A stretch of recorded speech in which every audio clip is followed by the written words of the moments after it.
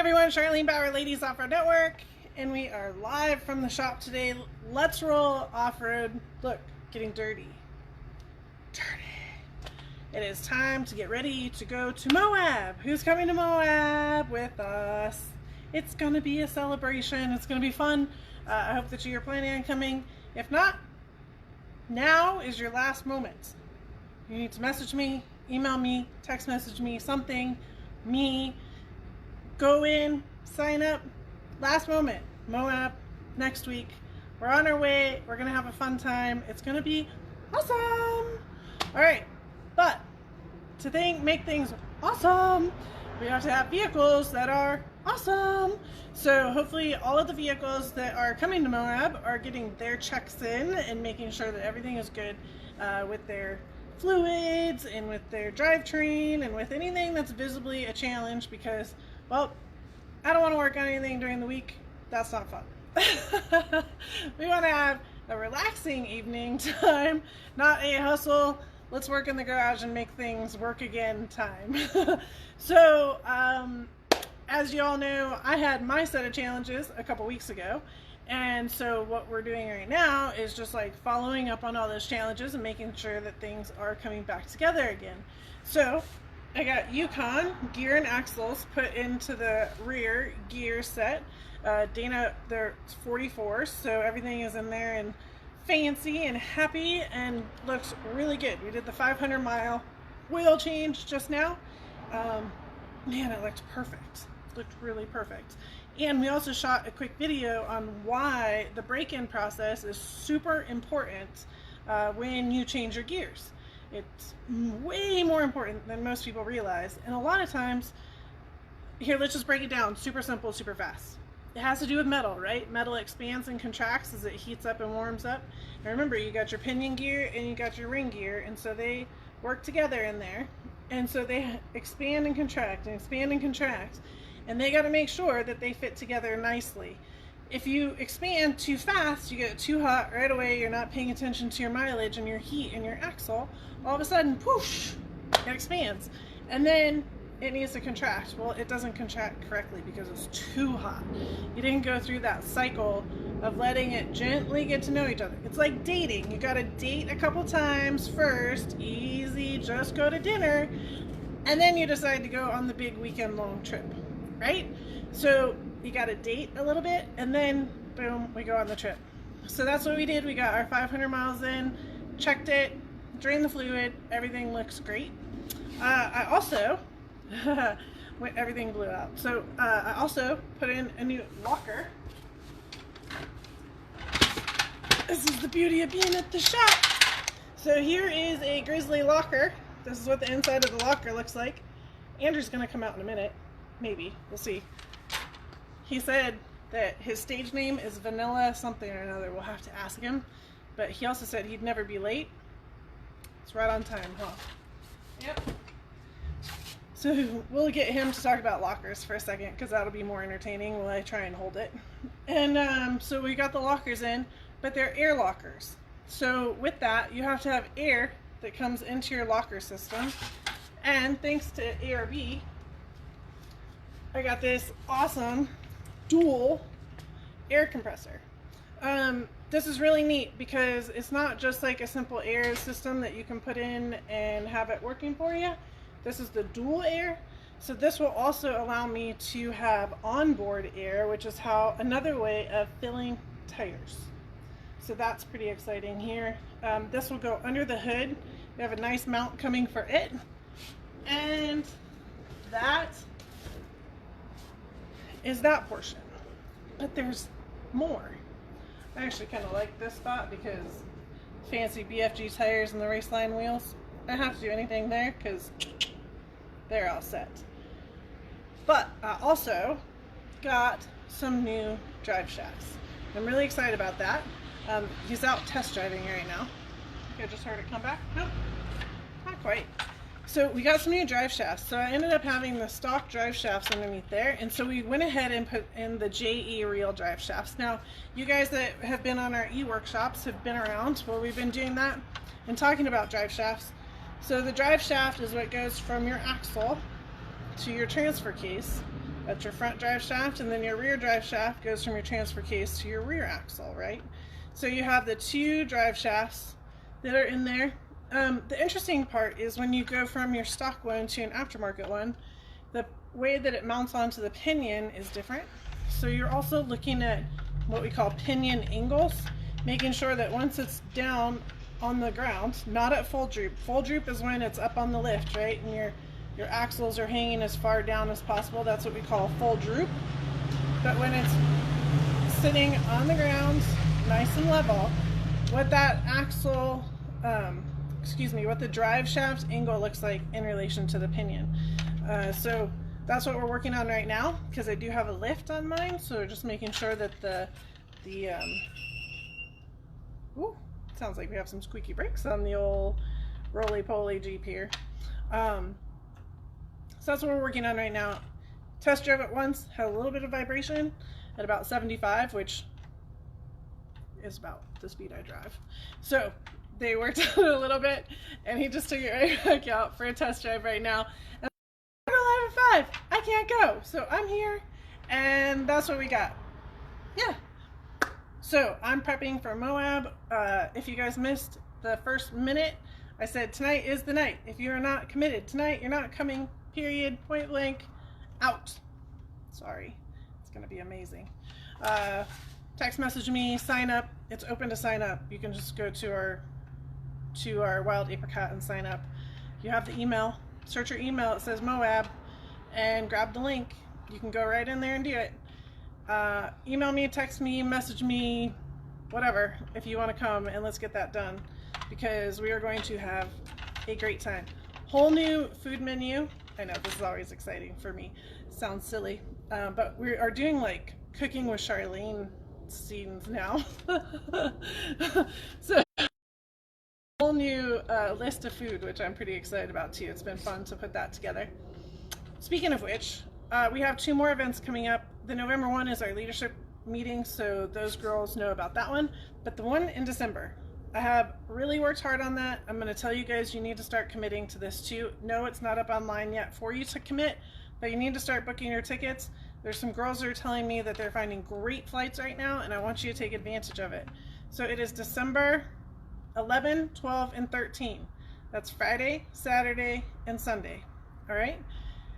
You do not have to be there until Friday at 5-ish. Let's say 4-ish. Friday 4-ish, that's your deadline. You can leave Sunday noonish. Okay? However, anybody that knows me knows that's like the last minute to show up, and this is the first minute you can leave. I will also tell you that on Friday, it's what I call a wing event for those people that want to come. Friday is gonna be rad. I have a huge day planned. So my thought for girls that are flying in that really want to participate, come in Thursday night.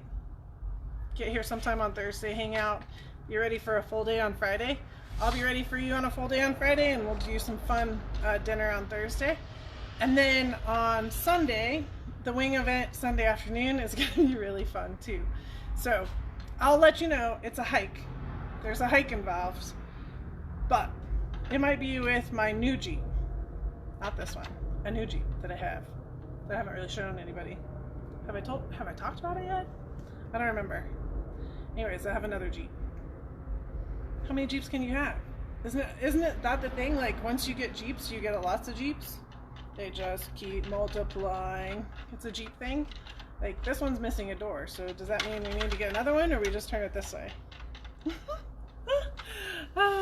Anyways, so December is casual. It is fun. It is for you. It is for you to get out of the house. You absolutely do not need a vehicle. You absolutely just need to get to my house. You absolutely just need to come and laugh. It is a very casual, not strict event, meaning Charlene usually has a schedule and you're learning on this schedule. No, this is a, hey, this is what we have to do and this is what's going on. So I just really want to make sure that everybody understands that theory. Yes, we will hit a trail, but it'll be casual. It's not like super organized. It's not going to be super crazy. It's going to be fun. It's going to be gorgeous. December in Arizona is spectacular. So I strongly encourage everyone to get out of their house and come and hang out. That's what I got. Imagine this. Andrew's not here yet. Oh. What in the tar nation's going on here? Oh my god. Talking about timing. What are you doing? I was talking about you. Why are you playing with a little Jeep? Because it's so cute. What do you do with that thing? I was talking about the drive shafts and then I was talking about the wind. But really, here's what I want you to talk about. Okay. Oh, everybody. Hello, Internet. So anybody that hasn't met before, this is Andrew from LetzRoll Offroad. Hello. This is Frankie backing into us right now. All right, you want to What are we explain talking lockers? about? Yep, lockers. Go for it. Put me on the spot. I So just lockers. want you to know how heavy this is right now. So lockers, what they do is they apply positive traction to each side of the tire. So a standard open differential through a spider gear is going to transfer power through the path of least resistance, right? So the easy way to say it, you have one tire on ice, one tire on concrete. The tire on ice is going to receive all the power, and the tire on concrete is not going to take any power. Well, that really sucks in the off-road world because we want our tires pulling. So what a locker does is, and there's various types of lockers, right? We have, we can even start below that Utilize this first. at a limited slip. Talk about that. This is a mechanical style locker. This was the one I was going to talk about after I explained the other styles to you, but we'll just go right to this one. Oh, This is a mechanical style locker. Do other things, go ahead. Yeah, you can work out with them. So what this does is when the tire starts slipping, it locks it in. It uses springs and gear teeth to engage. So it feels a resistance on one end and locks it together. You can put that thing down. Yeah, I'm going to put this That's down. ridiculous. Which are very good for getting your 100% positive traction, but they can be a little aggressive and violent on the road. They work really good off-road. So can I talk about the other styles of lockers? Yeah. Okay, Now so that my arms are like your arms. done So- twitching. lockers, we have various ranges. We'll start with what we don't even consider a locker, what we consider a limited slip differential, which uses clutches or worm gears. So it feels the slip and the clutches will start pushing against each other. They're mediocre. That's what a lot of vehicles from the factory would come equipped with. And then you step into your lockers. So now we just talked about a mechanical style locker. The one we held up is a full case unit, which are going to be stronger. They're just totally designed for this. There's a lower level which they call a lunchbox style locker, which goes in to replace the spider gears. Maybe for an older vehicle, for a modern vehicle, you don't want to really mess with that. But the locker that's most popular nowadays would be what they call your selectable. You push the button, and the locker goes on and off. That's what you find in the Rubicons, in the Jeeps. A lot of Toyotas will run that. Various other off-road vehicles that we don't pay attention to because if it's not a Jeep, it really doesn't mean anything to me. So some Toyotas are cool. Raptors are alright. Anyways, so there's two styles of selectable lockers. You have electric or air. I don't know if Charlene told you about Frankie. Her electric locker actually failed on her. Electric lockers, when they fail, we cannot fix them. I can't buy parts for them. There's no aftermarket available. Air lockers, whether it be the Yukon Zip locker or the ARB, they rely on a high pressure air to make the collar engage. So you hit the switch, you're driving open differential, everything's cool. Oh no, I don't want to get stuck here. Boop, let's hit my switch and we will lock our differential. That's what's happening when you're pushing the button. The electric is using a magnet to do that. Air is using air to push it. And the cool thing about air lockers is we can fix them, right? So to me, it's always about fixing stuff. What else we got to talk about? Get back here. Back. Anybody learn anything? Any questions? Can people put Lockers? questions on this Yeah. thing? Erica's laughing at you Hi, because your Erica. interest is She always hilarious. laughs at me. So how was that? Good information on Hello, lockers. Bonnie. All Haven't seen right. you in there. That's Bonnie that came out to the thing, right? Ashley, just learned a lot. There See? you go. There we go. Oh, where's... Abe, Chaps. he's at home. Yeah. Yeah. All the dogs But stay I mean, lockers are awesome. I tell people if you have them, use them before you need them, right? Don't use them when you get stuck, right? When you get stuck, you're already stuck. You're stuck on your differential, you're stuck on your skid plate, whatever. So when you see that obstacle coming and you're like, I don't know, maybe, looks kind of tough, You bought them, paid for them, or you paid for them, use them. Sorry, it's a long day. 5:15. What else you want to talk about? What else I'm gonna go. You want to go underneath with me? I will. Whatever. All right, we're gonna go on a field trip now. Field trip. Field trip. You guys ready for a field trip? Hold on. Here we go. Field trip. Look. Like civilized. Well, because he didn't want to put it back in the shop because he's trying to go home, which I don't really blame him. So he's gonna put this here. In the meantime, this Jeep is gonna be under the going by. Oh, looky how pretty. Hold on. I'm just gonna voice over because I don't want to lay in the dirt. All right. So drive shaft. So rear axle. I'm going the wrong way. Okay, there's the rear axle. So rear axle and your drive shaft. So you have our U-joints, which we've talked about. Then you have the drive shaft all the way up. And then here's your transfer case. Sorry, not good videoing right now because there's a very hot exhaust.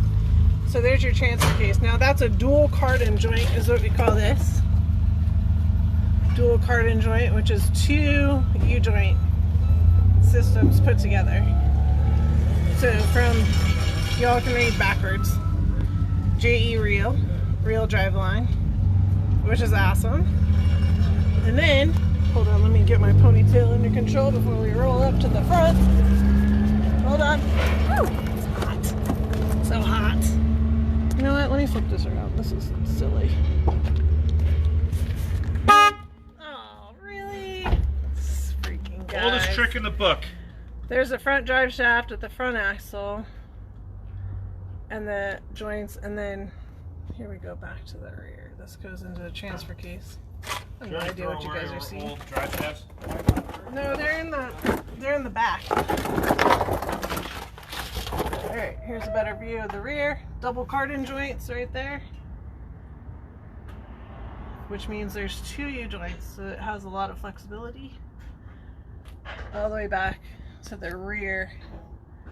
So what we were talking about with the pinion angle, you want to talk about that for a second? Sure. You want to do it down here? Yeah, might as well. Might as well. Voiceover on pinion angle. Voiceover on pinion angle because she's on a creeper and I'm laying on the asphalt. Yeah, because this was a super smart thing to do. Yeah, so the pinion angle is very important when you're running a constant velocity joint, a CV joint. You want the differential pointed, the pinion pointed straight at the bottom of the transfer case. That's how these are designed to run. If they're too high or too low, you'll get vibrations out of them. It's just the nature and the beast on the way these run versus a standard slip and stub style. Those like to be phased, but they're not very strong at angles.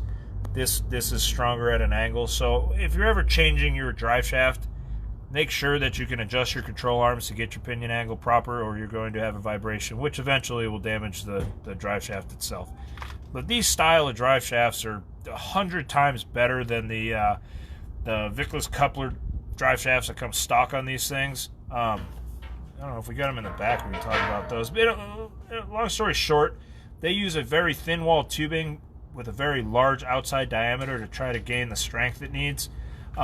Those, if they get dented, they don't collapse in and out. As the suspension travels up and down, if you look to the right, let me get my finger right here, Yeah, exactly. the slip and stub. Yeah, the slip and stub. As the suspension travels up and down, that needs to move in and out. So you have the male side and the female side. I'm sure you guys can figure out which is which, but that needs to travel in and out to. Yes. Yeah. What? What's your stage name again? Vanilla what? The Vanilla Gorilla. Vanilla Gorilla. Andres McLovin, the Vanilla Gorilla. Oh my lord. Yeah. So anyways, so that needs to move. That needs to move in and out as the suspension travels up and down. Versus stock style, it's basically a large tube with a smaller tube inside of it, and if those get dented, they can't compress or extend. In which case, blows your transfer case up. I think the double cardan joint's also really interesting to talk about too. Yeah, so it's 4 U-joints across and a centering ball. It's a very, very strong, proven design. I mean, we've been running this style on vehicles for, 40 years now. It allows us to run a nice heavy wall tubing. They run real smooth and they're just incredibly strong. Why did we get So down one here of the most popular upgrades on the Jeep JK and the JLs. Oh, that was super smart. Don't judge me. What, do you live in this thing? No, we went to the Walmart just before we came here because we're getting ready to go to Moab. Yeah, they give you wipes and hand sanitizer. Exactly. So you look at these suckers. Oops. Really thin. I know you can't. Really hollow sounding, kind of crappy tubes. On these, they slip up in this section. The real weak link is actually back here. Let's see how bad yours are. In this joint, it's a very small joint in there. CV balls, these like to tear. There's a rubber boot in here that likes to tear. You'll hear them squeak a lot. We kind of call it Angry Birds. It's always fun when people call me and I got a sound. What kind of sound? I don't really care what the sound is. I just want to hear them make it so I can laugh on the phone. Oh, it's going like, you know, I'm like, yeah, cool, whatever, bring it over. So anyways, a lot of times you'll hear that, but if you hear that, I mean, stop, don't drive. We have Jeeps coming in our shop and we check the drive shafts just to make sure if they're not in good shape, we don't let them leave. So keep an eye on those. There's no maintenance, unfortunately, so you can't keep these alive, but put those on your Christmas list if you have a Jeep. Yeah. All right. Awesome. Having fun. Now Having what? fun. Yeah. You guys want to continue the field trip? Here, show them your show room. All right, cool. All right. We got a field trip. Come with me if you want to live. I briefly talked about the other style mechanical locker. It goes inside the carrier. I don't know if anybody's even paying attention. Probably not. Most people don't like listening to me. But these are inherently weak because you're relying on the... They at least listen to you. I know. Yeah, maybe. They're inherently weak because they rely on the factory carrier, and they're noisy. They're loud. They make a big clunking sound. It probably sounds real dumb coming over the cell phone right now. But anyways, they're inexpensive, and they're good for older vehicles, right? If you had a Suzuki Samurai, maybe an older Jeep, they're inexpensive, and they work, right? They're functional. What else do we want to look at? Do some of the bumpers we built. You started making some new stuff, right? So yeah. This is some of your stuff that LetzRoll makes. Yeah. We launched we started them with Jeeps. We're going to develop into some other vehicles, but we're doing our own bumpers. Real high quality, real fair price point. Make them all in-house. Yeah, I like it. Yeah, it's cool. Yeah. We do a lot of training classes in here. We'll actually empty the room out. We do the Yukon Gear and Axle Master Installer training program where we bring techs from all over the country in. Usually about 8 to 10 at a time. This is a pretty neat axle we're building for a customer. This is going to go out under the front of a Cherokee. What? Yeah, it's cool. Buggy, you know. Oh, I was going to say. This started its life as a Ford Super Duty, which you'd find under like a 2006 up Ford. You know, kind of the pinnacle of axles right now. So this is the front of the axle, and now you guys all understand this is where our drive shaft goes. Drive shaft gets attached to the pinion. Correct. Awesome. All right, we're done. Have they met Harry or Spike yet? Who's Harry and Spike? Spike. Oh God, that's right, Harry and Spike. Hello. So Harry's actually. Do we have to in bring here. it out? Yeah, Harry lives in there. It's actually Harriet, but we named her Harry until we found out she was a girl. So she's an Arizona blonde tarantula. If you come to the shop and she's hungry, it's cool. She'll actually come out and walk on your hand. And I got Spike is hiding under the rock. Oh, really? Spike. Oh, there he is. There's Spike. Hi, Spike. Spike's our scorpion. Yeah, because we all need one of those in our building. Again, another native species of scorpion. Come on, say hi. Come on, say hello. It's actually pretty timid. They won't sting humans. They're not like the bark scorpion that people, get caught in their shoe and get stung. Those are our new pets. All right. Well, we're signing out. Got to go. See ya. We got to finish getting ready for Moab. We'll see everybody else in Moab. We'll see you next time. See we us got next another time. couple projects to do when we're here. Yep. And who knows? You never know where Andrew's Have fun in Moab. Bye, everyone. Got to get back to work. Yay!